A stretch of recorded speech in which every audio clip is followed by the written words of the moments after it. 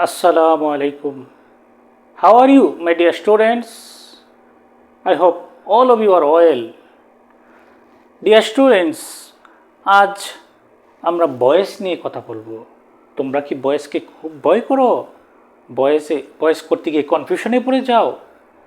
একদম সহজ, শুধু আমার ভিডিওগুলো ধারাবাহিকভাবে দেখবে, বয়েস রিলেটেড ভিডিওগুলো, তাহলেই তোমাদের বয়েস করতে কোনো সমস্যার সম্মুখীন হতে হবে না। চলো আমরা বয়েস শুরু করি তাহলে। বয়েস চেঞ্জ অ্যাক্টিভ থেকে প্যাসিভ, অ্যাক্টিভ টু প্যাসিভ।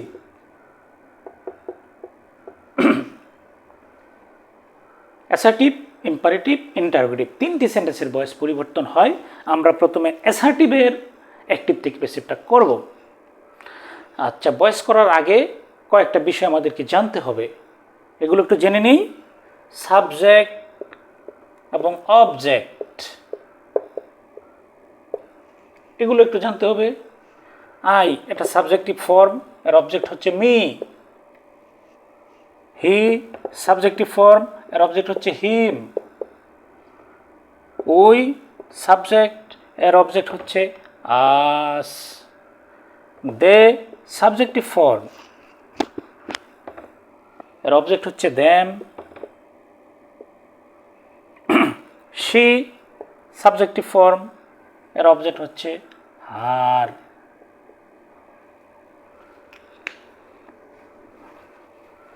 আরও কিছু সাবজেক্ট অবজেক্ট নিয়ে কথা বলি, এগুলো আমাদের জানতেই হবে, এগুলো না জানলে আমরা ভুল করব।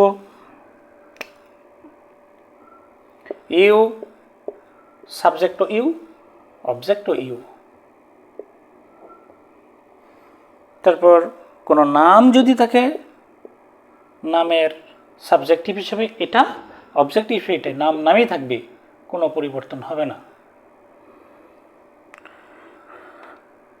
ইট সাবজেক্ট হিসেবে ইট, অবজেক্ট হিসেবে ইট।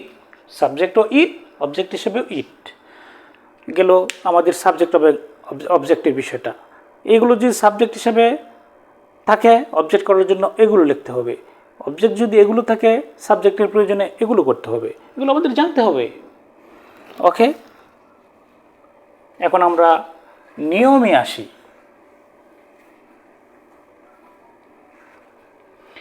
অ্যাক্টিভ থেকে প্যাসিভ করতে হলে মাত্র 5টা জিনিস জানতে হবে, মাত্র 5টা। 1 নাম্বার,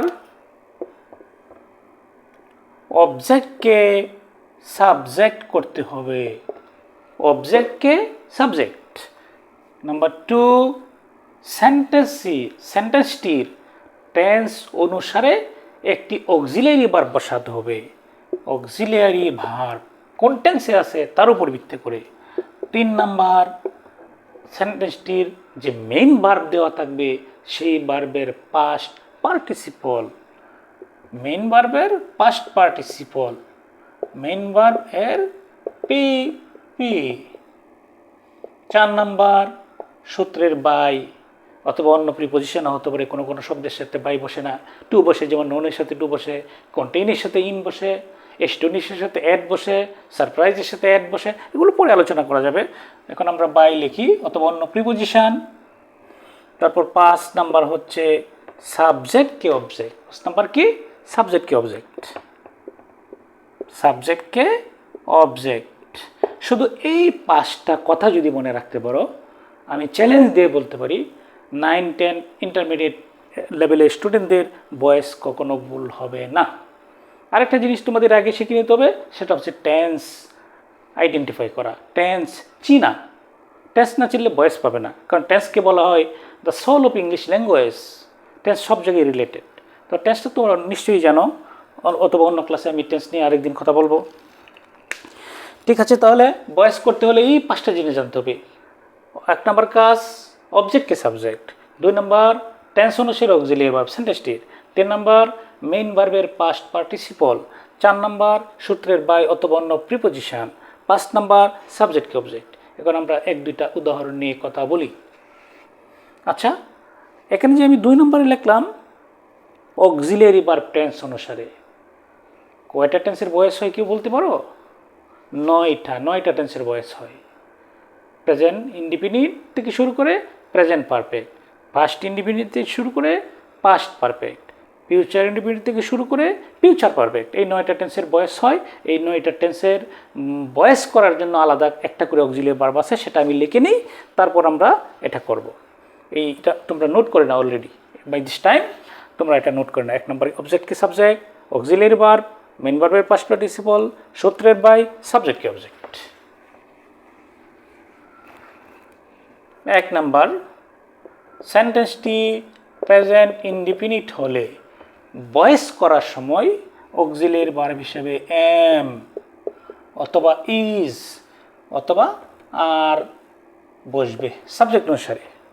প্রেজেন্ট কন্টিনিউয়াস হলে এম বিং, ইজ বিং অথবা আর বিং বসবে। প্রেজেন্ট পারফেক্ট হলে হ্যাভ বিন অথবা হ্যাজ বিন বসবে। সেন্টেন্সটি পাস্ট ইনডিফিনিট হলে খুব সহজ, ওয়াজ অথবা ওয়ার বসবে। পাস্ট কন্টিনিউয়াস ওয়াজ বিং অথবা ওয়ার বিং বসবে। পাস্ট পারফেক্ট শুধুমাত্র একটা, হ্যাড বিন। এখানে আমরা আরেকটু কথা বলে নেই। সাবজেক্ট যখন আই হবে তখন এর সাথে এম, সাবজেক্ট সিঙ্গুলার হলে ইজ, ব্যতিক্রম হচ্ছে ইউ হলে আর। সাবজেক্ট সিঙ্গুলার হলে ইজ, শুধুমাত্র আয়ের সাথে এম, বাকি সকল প্লুরাল সাবজেক্টের সাথে আর। সিঙ্গুলারের সাথে আয়ের সাথে এম বিং, সিঙ্গুলারের সাথে ইজ বিং, বাকি সব প্লুরাল সাবজেক্টের সাথে আর বিং। সিঙ্গুলারের সাথে হ্যাজ বিন, প্লুরালের সাথে হ্যাড বিন। সিঙ্গুলারের সাথে ওয়াজ, প্লুরালের সাথে ওয়ার। সিঙ্গুলারের সাথে ওয়াজ বিং, প্লুরালের সাথে ওয়ার বিং। এটা সবসময় হ্যাড বিন। ডিয়ার স্টুডেন্টস, এখন আমরা ফিউচার টেন্সের 3টা অক্সিলিয়ারি ভার্ব লিখে নেই।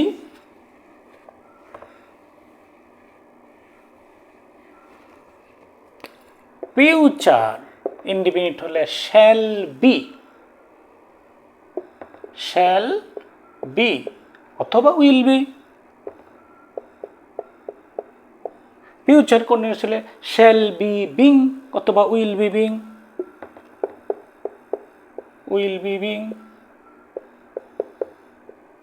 অথবা shall be being. Future perfect হলে শ্যাল হ্যাভ বিন অথবা will have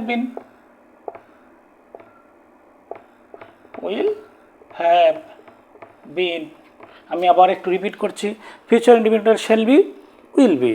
future continuous shall be being, will be being. Future perfect shall have been, will have been. এই বিষয়গুলো তোমাদের আগেই ভয়েস করার আগেই বিষয়গুলো জেনে নিতে হবে। কতগুলো সাবজেক্ট, এই সাবজেক্টের অবজেক্ট কী, অবজেক্টগুলোর সাবজেক্ট কী, তারপর কোন টেন্সের অক্সিলিয়ারি ভার্ব হিসেবে কী বসে সেটা জানতে হবে। তারপরে যে 5টা নিয়ম, অবজেক্ট কি সাবজেক্ট, টেন্স অনুসারে অক্সিলিয়ারি ভার্ব, মেইন ভার্বের পাস্ট পার্টিসিপল, হ্যাঁ, তারপর সূত্রের বাই, তারপর সাবজেক্ট কি অবজেক্ট, এগুলো নিয়মটা অ্যাপ্লিকেশন করলেই হবে, অ্যাপ্লাই করলেই হয়ে যাবে। এখন আমরা কয়েকটা এক্সাম্পল করি, প্র্যাকটিস করি, because practice makes perfect. Number 1, I saw a snake. এই যে একটা সেন্টেন্স, আমাদের প্রথমেই সাবজেক্ট ভার্ব অবজেক্টকে আইডেন্টিফাই করতে হবে। এখানে একটা কথা বলা প্রয়োজন। সাবজেক্ট তো নিশ্চয়ই চিনো, ভার্ব যার দ্বারা সংগঠিত হয় তাকে সাবজেক্ট বলে। ভার্ব হচ্ছে সাবজেক্টে যা করে তাকে ভার্ব বলে। অবজেক্টটা কি, ভার্বের পর কে, কি, কাকে, 3টা প্রশ্ন শুধু। কে, কি, কাকে দ্বারা যদি প্রশ্ন করলে উত্তর আসে, এটা অবজেক্ট। যদি উত্তর না আসে, সেটা হতে পারে কমপ্লিমেন্ট, হতে পারে মডিফায়ার, হতে পারে এক্সটেনশন, যাই বলো না কেন, আচ্ছা ঠিক আছে, এটা সাবজেক্ট, এটা ভার্ব, এটা অবজেক্ট। প্রথম কাজ অবজেক্টকে সাবজেক্ট করা, করলাম স্নেক। তারপর আমাদের দেখতে হবে এই যে সেন্টেন্সটা এটা কোন টেন্সে আছে। মূল ভার্ব হচ্ছে স, এটা ভার্বের পাস্ট ফর্ম, অতএব past indefinite tense. Past indefinite tense থাকলে অক্সিলারি হিসেবে ওয়াজ অথবা ওয়ার বসে, এখানে স্নেক সিঙ্গুলার তাই ওয়াজ হবে। তারপর মেইন ভার্বের পাস্ট পার্টিসিপল স, এর পাস্ট পার্টিসিপল হচ্ছে সিন, তারপর সূত্রের বাই হবে। আয়ের অবজেক্ট কি বলেছিলাম, মি। এই হয়ে গেল মি, ডান। এখন আর একটা সেন্টেন্স আমরা লিখি,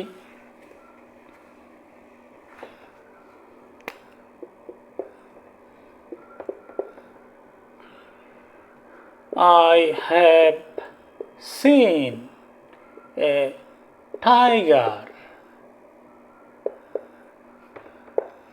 I have seen a tiger. Subject, auxiliary verb, main verb, object. আমি কি দেখেছি, টাইগার দেখেছি, টাইগার থেকে উত্তর আসছে, অতএব এটা সাবজেক্ট অবজেক্ট। আর যদি এরপরে আরও কোনো কিছু শব্দ থাকে, ইয়েস্টারডে মনে করো, ইয়েস্টারডে, এটা হলো অ্যাডভার্ব, এটা কোনো কাজ করতে হবে না, এটা ওই জায়গায় জাস্ট শুধু বসে থাকবে, ঠিক আছে। তাহলে প্রথম কাজ হচ্ছে এই অবজেক্টকে সাবজেক্ট করা, এ টাইগার। তারপর এটা কোন টেন্স, হ্যাভ আছে, তারপর মেইন ভার্বের পাস্ট পার্টিসিপল আছে, তাহলে এটা প্রেজেন্ট পারফেক্ট। প্রেজেন্ট পারফেক্ট হলে হ্যাভ বিন অথবা হ্যাজ বিন বসে, এটা singular, a tiger singular subject, এর সাথে হ্যাজ বিন হবে, হ্যাজ বিন। তারপর মূল ভার্ব সিন, এর পাস্ট পার্টিসিপল এটাই সিন, এরপর সূত্রের বাই, আয়ের অবজেক্ট মি, ইয়েস্টারডে জাস্ট বসে যাবে, ইয়েস্টারডে। তাহলে হলো কি, I have seen a tiger yesterday, a tiger has been seen by me yesterday. এই ইয়েস্টারডে অ্যাডভার্বটাকে মাঝখানে বসাইতে পারো, has been seen yesterday by me, এটাও হতে পারে। ওকে, আমরা আরেকটা উদাহরণ নিয়ে কথা বলি।